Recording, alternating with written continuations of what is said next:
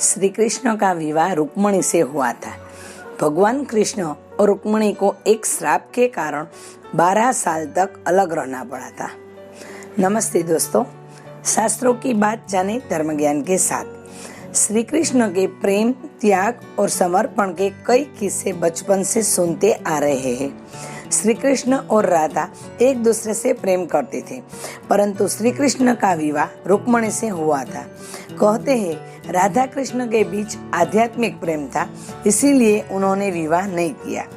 राधा से बिछड़ने से लेकर श्री कृष्ण और रुक्मिणी विवाह की कई कथाएं प्रचलित है, लेकिन एक समय ऐसा भी आया था जब श्री कृष्ण और रुक्मिणी को भी बिछड़ना पड़ा था। पौराणिक कथा के अनुसार विवाह के बाद श्री कृष्ण रुक्मिणी के साथ द्वारका स्थित दुर्वासा ऋषि के आश्रम पहुंचे थे। श्री कृष्ण ने गुरु दुर्वासा को भोजन ग्रहण करने और आशीर्वाद देने के लिए आमंत्रित किया। ऋषि दुर्वासा ने श्री कृष्ण के आमंत्रण को स्वीकार कर लिया, परंतु एक शर्त भी रखी।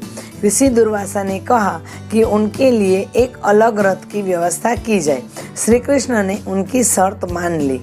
दुर्वासा ऋषि के विशेष रथ होने की वजह से घोड़ों की जगह श्री कृष्ण और रुक्मिणी स्वयं रथ में जुट गए।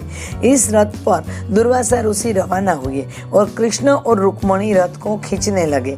इस दौरान रास्ते में रुक्मिणी को प्यास लगी, लेकिन बीच रास्ते में जल की व्यवस्था नहीं थी। इसीलिए श्री कृष्ण ने जमीन पर पैर का अंगूठा मारा, जिससे गंगा जल निकलने लगा।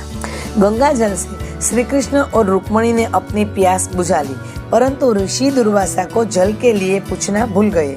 इससे ऋषि दुर्वासा क्रोधित हो गए और श्री कृष्ण और रुक्मिणी को 12 साल तक अलग रहने का श्राप दे दिया और दोनों 12 साल तक अलग अलग रहे।